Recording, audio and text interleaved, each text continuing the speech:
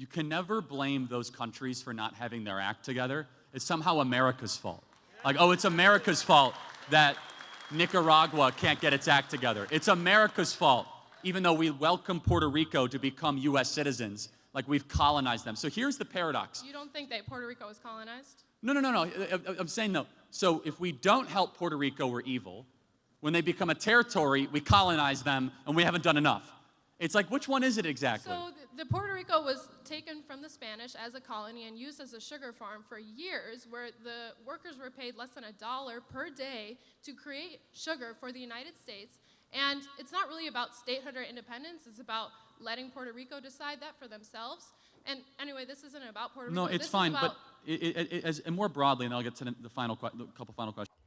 Hello, welcome to my YouTube channel where the art of debate meets the cool side of commentary.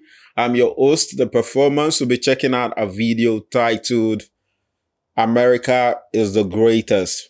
Why do they keep denying it? Wow. I believe this is going to be another interesting one. Let's check it out. Go. I think that the anti-immigration rhetoric you have is not new. I think that you try to paint a picture of it being this current phenomenon that we're facing, but there's been rhetoric from your side for a long time, throughout the entirety of history. I mean, if we look at the immigration policies in the US, even though Chinese immigrants built the entire Western Railroad, there was still the Chinese Exclusion Act because they were providing insane value to the United States, but we still had these exclusion acts because of xenophobic attitudes. And so this is not a novel idea that immigrants are bad for the country. So I'm interested in why you think that all of a sudden we need to change the way the United States works. Well, first of all, immigration has gone in great influxes.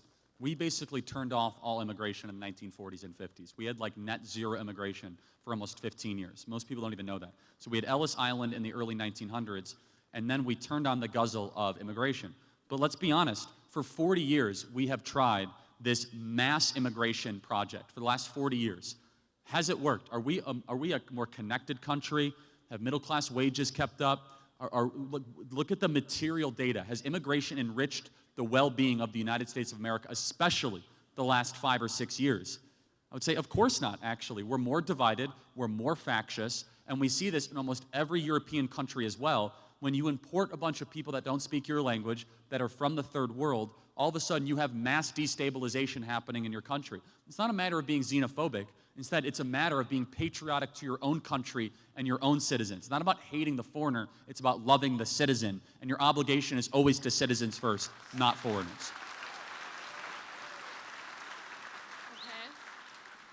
So you don't think that the MAGA movement has led to xenophobic attitudes at all? I don't even know how to answer that. I mean, like... Why not? Well, because you have to first define what you mean by xenophobic attitudes. I mean, just like you said, I mean, we're living in a divided world. You don't think that comes from people being anti-immigration? No, I think it's the opposite. I think when you allow a bunch of people that aren't native-born Americans too quickly, with no checks, no background, no idea who they are, and flood them into your towns, definitionally, diversity is not a strength when it comes to local community ties. If you don't use it. If you don't use it, I don't know that you're committed to finding its strength. Hold on, no, explain this to me. This is a good question. Yeah. What country has ever grown stronger the more divided it's been? None, but I'm not saying that we have to get more divided. No, but diversity definitionally will divide you. Unity unifies you. You notice they never say unity is our strength, they say diversity is our strength. In fact, just so we are clear, there is nothing racist or xenophobic to say that you want your kids to be around people that speak English. There's nothing racist to say that. It actually means that you want to be able to communicate with your neighbor.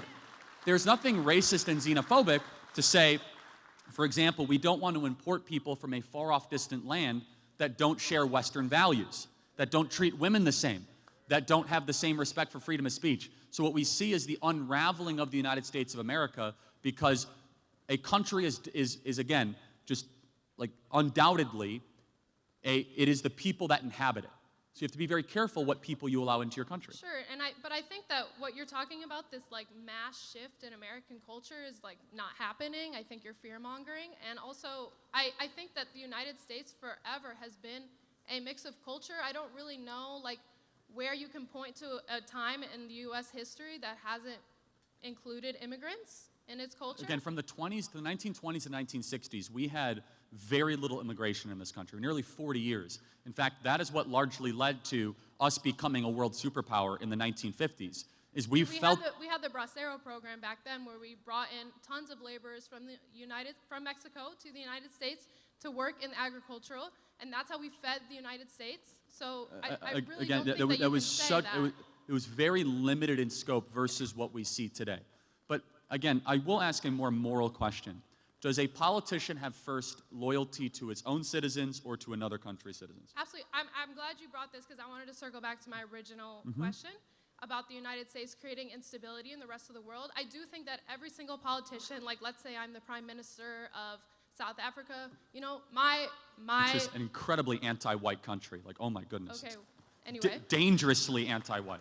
Okay, anyway. Do you know about that, by the way? You should. Apartheid, yes. Oh, no. It's like they're killing white people in the streets in South Africa. They're stealing farmland. And if you don't know about that, that shows how the media is lying to all of you. It is literally a mini white genocide happening in South Africa right now. But I don't think that we should. No, it's fine. You brought up South Africa, not me, but yes. That was just an example. Anyway, let's stay on topic. So let's say I'm the Prime Minister of a country. I do agree with you that my first job is that country, for sure. That's who I'm leading. But considering the United States has created mass violence, instability, and poverty around the world, you don't think that we have some sort of obligation to the people who then have to flee from that? No. Why not? Wait, hold on. Well, why not? Define your terms. Where have we created mass stability? I'll grant you Iraq. That was a disaster. Where else? In all of Latin America, in different countries in Africa, places that, like the Philippines that we colonized, Puerto Rico. Yeah, I mean, of course, I'm always so interested in this, as if it's like, you can never blame those countries for not having their act together. It's somehow America's fault. Like, oh, it's America's fault that Nicaragua can't get its act together. It's America's fault, even though we welcome Puerto Rico to become U.S. citizens, like we've colonized them. So here's the paradox. You don't think that Puerto Rico was colonized? No. I'm saying no. So if we don't help Puerto Rico, we're evil. When they become a territory, we colonize them, and we haven't done enough. It's like, which one is it exactly? So the Puerto Rico was taken from the Spanish as a colony and used as a sugar farm for years, where the workers were paid less than $1 per day to create sugar for the United States. And it's not really about statehood or independence. It's about letting Puerto Rico decide that for themselves. And anyway, this isn't about Puerto Rico. No, it's fine, but and more broadly, and then I'll get to the couple final questions here. I can sense that your problem is that, like, America's super successful and these other countries aren't. And foundationally, it's rooted in envy, bitterness, and resentment, because we are the world's superpower. It's not because we've held anybody back. It's because we've had incredible people, really good ideas. So you don't think the U.S. has intervened in a negative way in other countries? At times, yes. At times, we've intervened very favorably. Can you at least acknowledge at times that... Sure, there has been aid, but there's also been terrible coups. Not just aid. South Korea exists because of American involvement. Kuwait exists because of American involvement. But it's not. So... But to look at American accountability, you have to look at the whole of that accountability. And to say that certain countries are less developed purely on their own fault is to ignore history. No, so that's where we disagree.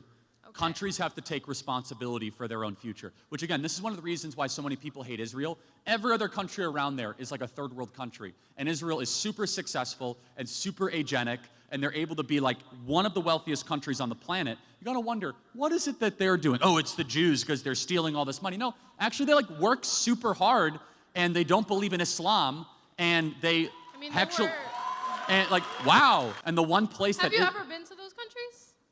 Yeah, actually, I have been to Israel, and I've been to the Palestinian Authority. I've been to the West Bank. I've actually visited it. Even if I hadn't, that doesn't mean what I'm saying is wrong, just for the record. By the way, I encourage you to try to go to Lebanon or Syria. Not exactly the Four Seasons, right? So, and not great. You don't think that U.S. intervention has anything to do with that? Partially, but again, to blame the evil U.S. intervention for every single problem is, at its core, intellectually sloppy. I don't think so, because the United States has 2 times the military of the rest of the world. It has been in our DNA to intervene in a military way in other countries. So to say, I mean, I know you believe I want to try to square this all together. I got to get another question, just to make sure I'm clear. So you're mad at America for getting involved in other people's countries, right? So America's bad for that. But then you want everyone to come to America. I thought America's bad. I'm saying that the United States needs to be held accountable. You can't meddle in So we're other held accountable by countries. inviting the entire world here? If you are going to mess up that country, you have to do something about Oh, it. do something. Invite them here. Maybe if you're the reason that they have to leave. No? All right, then that at its core, I'm glad you articulated it, is neoconservatism, which is invade the world, invite the world, which is that you don't support the invasion part of it, but somehow we have to invite the world as some sort of like mass penance. But that's like you invade and then say, oh, Well, no, I don't now- support the invasions. I think you are overly ascribing fault to the United States of America when in reality think so. it's these own broken countries that cannot get their own act together. I A think- great example is this, and I'll close with this. El Salvador is actually safer than America. It has billions of dollars flowing into El Salvador. Why? Because they elected Bukele, who decided to go after MS-13 and clean up the streets of El Salvador. Which, again, it was because they decided to do good things with massive action. Countries can be wealthy. Singapore is wealthy. You could be a very wealthy country if you embrace Western market ideas, private property with low crime, and it's not But, always... I mean, in the case of El Salvador, the United States was the reason that the country broke down into gang warfare. And now if you look at the way they were able to turn around, they had to declare a Again, state it's- of emergency again, just to be able to turn things around. It's just like, this is where we're different. And then I'll close, then we have to get going. Big. I look at America as a force for good. You look at everything wrong and you say it must be America. No, sir. I'm looking at bad things that they have done and calling for accountability. Okay, like I mean, maybe we disagree. I don't know. I guess I think we're a wonderful country, and I think if a country is poor, they're poor by choice, and they have to be able to get their act together, make better decisions, and stop acting like victims all the time. Thank you very much. Wow, what an interesting debate. I understand the fact that America has done some bad things in the past, and the same goes for every other country. I think every country has to be accountable to its own people. You don't have to try to blame America for what other countries are suffering for. I believe those countries are suffering from what they are suffering as a result of management. Is the responsibility of those in power to be able to manage the country in a way that they can provide job stability for its people, security, not the responsibility of America as a country. The fact that America as a country is not allowing illegal immigrants to come into the country at this point does not mean that they are bad people. I, for one, I believe that if people are to come into a country, they have to follow the right system, follow the right procedure that have been set in order for them to be accepted into a country. But once you come in illegally, it means you have no respect for the country's law. So I don't see any reason why government shouldn't take action and deport those people. And I don't feel that America should be responsible for every country. I believe America as a country should be responsible for its own people, should be responsible for its citizens, not the citizens of other country. You don't have to blame America for the problem that every country is passing through. We understand things happen in the past where countries were colonized by America.